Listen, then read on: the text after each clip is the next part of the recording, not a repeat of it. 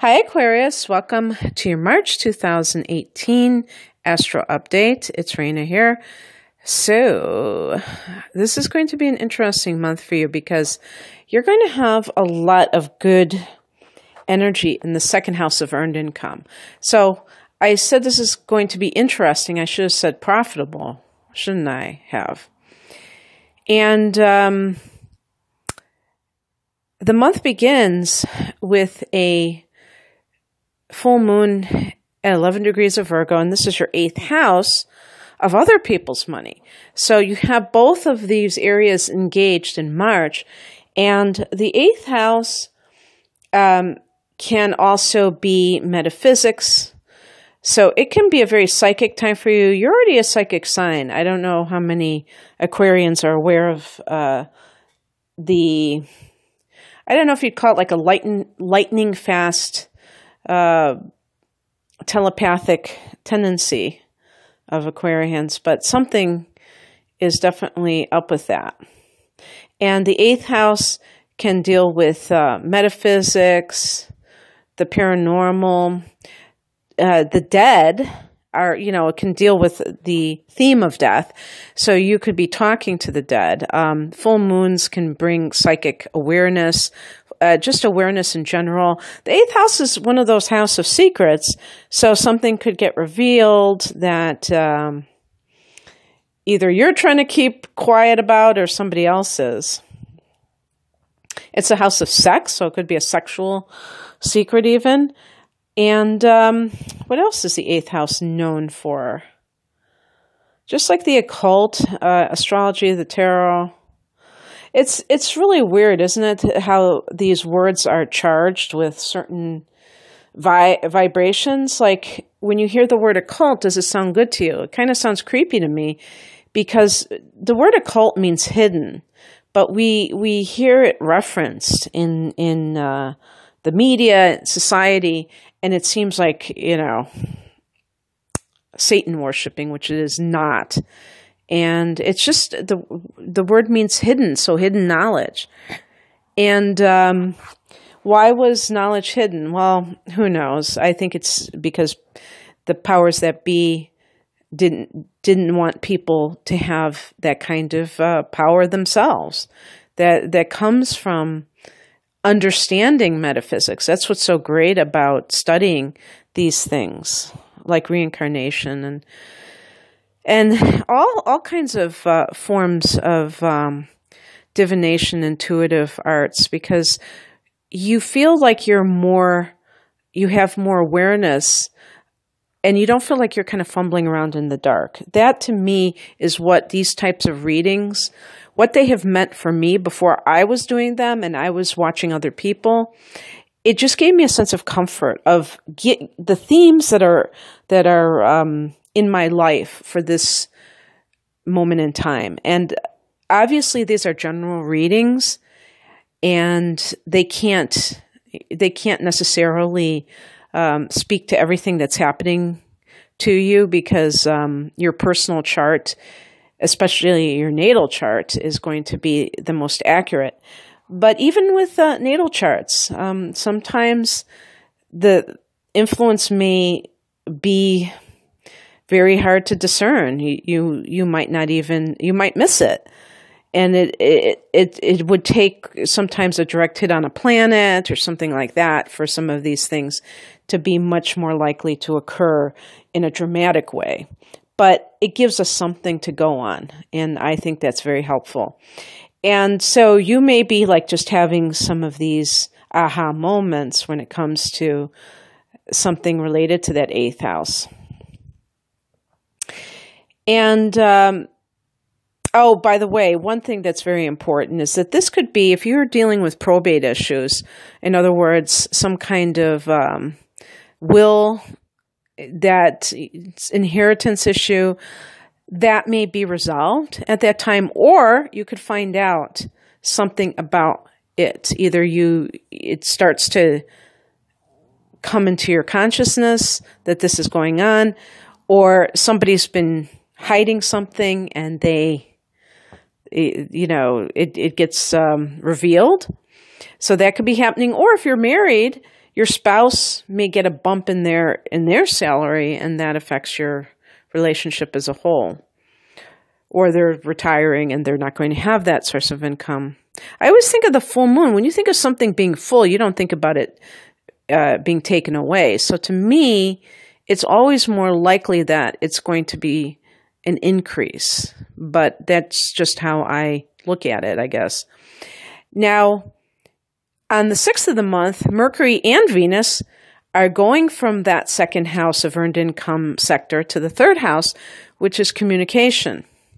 And the third house is very interesting because when I first started doing predictive astrology, I was always looking at the 11th house because that's what I had been taught. I mean, self-taught about what it meant. And now I realize from many references to this that the third house is really looked at in terms of the internet for the simple fact that it's the chief mode of communication these days. I think it's pretty safe to say that most people are not sending letters to people to communicate to them, and even possibly making personal phone calls, that they tend to do online stuff. But this is also the house of phone calls, any way that you contact other people. The reason I bring up the internet is in terms of business ventures and things of that nature. You rule the 11th house, which is also connected to the internet, in the form of the collective. And your ruling planet Uranus is associated with electronics and electricity. So by extension, those devices that reach the collective are going to be featured for the 11th house. So both of those houses we could attribute to the internet. But now, because of the messages and the communication, the news, to think about the media, we think of the third house. And Venus and Mars going in there is very good for a possible launch of a website or a what have you. Let's see, what else would it be? Anything like a YouTube channel, that kind of deal. And supposedly around the 8th or 9th, when Jupiter goes retrograde, but it's not really, I think, about that. I think it's more about the Mercury shadow, that things can start to get dicey. But I personally would say, if you really are feeling called to do something internet-based, don't worry about that so much. If you really want to be strict about the Mercury retrograde, do it, avoid it for those 3 weeks starting on the 22nd of March. But until then, don't sweat it. It's, you can always redo something if you have to. But the other thing, and this is interesting though, because the Mercury retrograde is going to be in that third house. So that could be that could be kind of hairy, since this is the communication house, for you to have your Mercury retrograde there. So just a little word to the wise. You might want to launch closer to that's the 6th through the 8th, if that's the time that you feel drawn to do something in the month of March. And then on the 17th, one thing I want to say about, let me just say a couple more things about this, about Mercury and Venus going into the third house. This could be a money-making venture. Venus can bring money wherever she goes. And so in the third house, it could be through some kind of internet business. Now, the other thing, too, is that with Mercury and Venus in the third house, you could actually meet somebody online. And the third house is also the house of siblings, brothers and sisters, as well as cousins. I'm not sure the other extended family members, but that could be finding love through one of your siblings or one of your cousins. And while Mercury and Venus are in the second house, they're really focused on the way that you make money and how you can do it, maybe coming up with more ideas, and that leads to an internet project. On the 17th, Mars goes into Capricorn in your 12th house. So up until that point, it's in Sagittarius, your 11th house of hopes and wishes. You're the house that you rule. So Mars in your natural house means that you are just like going for the gold in terms of, your happiness. This isn't just about career matters. Sometimes your hopes and wishes are very tied into that, but these are other things, other dreams of yours. But there's a sense of almost like, what's that word? Well, I was going to say like doubling down or sense of urgency. That's what I meant to say about this, where you feel like I have to do this and I have to do this now for some reason. And then Mars goes into your 12th house on the 17th, and it's like somebody puts a muzzle on Mars. And Mars is very active. So even like we think of the physicality, and the 12th house is contemplative. So it's really kind of a strange bedfellow to have Mars in the 12th house. It doesn't really fit for how Mars tends to express itself. So you may feel kind of pent up and a little bit, like jumping out of your skin almost, so to speak. But remember that, or I should tell you that there's also going to be a Mars retrograde, and it will hit this house as well. It's going to start in your sign, Aquarius, and then go back into a later degree of Capricorn. So you will revisit this later on. So if you look at it from the metaphysical point of view, the 12th house is spiritual, and it can be also the things that you do that trip you up, This is the house of self-undoing. So in that 12th house, watch out for any of those tendencies. Addiction is a big one. Compulsive behavior. This is a secretive house. So with Mars in the 12th house, you may be kind of feeling like you're working behind the scenes, which can be really good actually, because when Mars goes into Aquarius, it'll be like in your first house, and there'll be this opportunity for you to promote yourself very vigorously. But right now, it's almost like that cocoon stage. So you may be trying to do something that you are not launching yet. But I do want to say that, as I stated earlier, there is this situation going on where it's going to retrograde in your first house and then go back into your 12th house. So, with the first house, it could even be something that relates to trying to change your physique, where you want to improve your body. But you may have to kind of go back and redo something that has to do with letting go of any kind of addictions that have kept you from being your best self in terms of like your physique or like how you want to look. But this is, like I'm saying, this is more like athleticism, working out and things like that.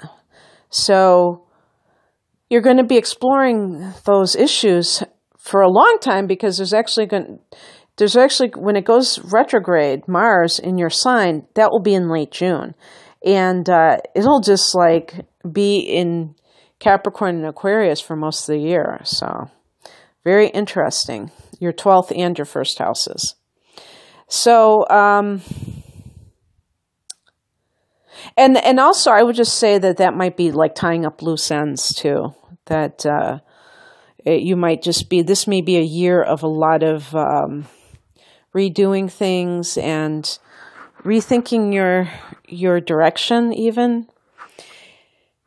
And then you have, on the same day that Mars goes into Capricorn on the 17th, you have a new moon in your second house and 26 degrees of Pisces. So something to do with your earned income, a new beginning there, possibly having, because you were thinking about this kind of thing earlier with Mercury in that house, maybe coming up with ideas, money-making ideas, and now you have them.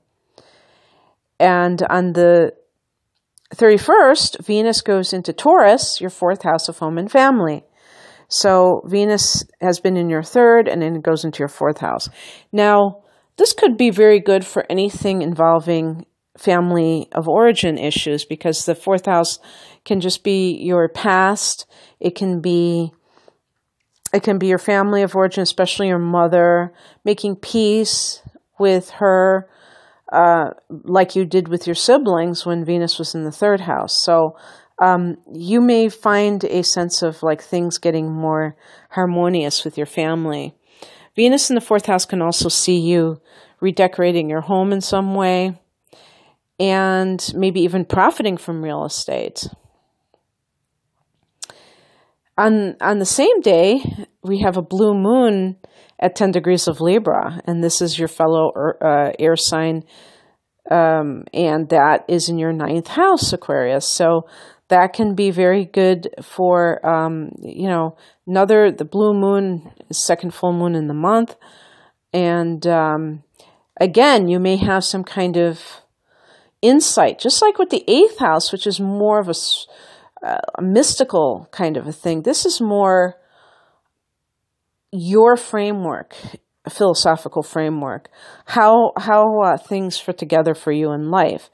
And you see the bigger picture, possibly with this full moon. It could also be if you have any if you've been traveling abroad, that could be the end of your travels. But even learning something about an academic position, ending an academic position, ending a semester at college, all could be figured in for that blue moon in the 9th house. But it could simply be an aha moment that is connected to something philosophical about your life. How people, I'm sure there are some people out there who say, who cares about philosophy? That doesn't have any value in my life. And I think because I am a sun in Sagittarius, which rules that house, the 9th house, have always been a philosophical person. And the fact I have Mars there, I feel like this is like a very important thing, is that you construct a philosophy of what your life what is the meaning of life to you? And that doesn't mean that it doesn't evolve over the years, but you have like a framework of how you live. Like, what are your ethics? What are your values? How can you live a life that feels meaningful to you and feels like you're really engaging life? You're not just like being a zombie, getting up, going to work, being on automatic in your life, but you really are thinking of things through. You really, when you hear a news story, you really try to put it in a larger context. What does this mean in the grand scheme of things? That's what I mean by being philosophical. And you may have a really big shifting, kind of like it gives you that shift in your perspective, and that could totally change the direction of your life. This is another thing. We have these shifts, and we have people talk about ascension and things like that. You can read a book that changes your life. That is a philosophical book. And then when I say philosophy, I'm also talking about spirituality. Okay? But anything that is about questioning life and trying to better yourself, that can certainly happen at any time.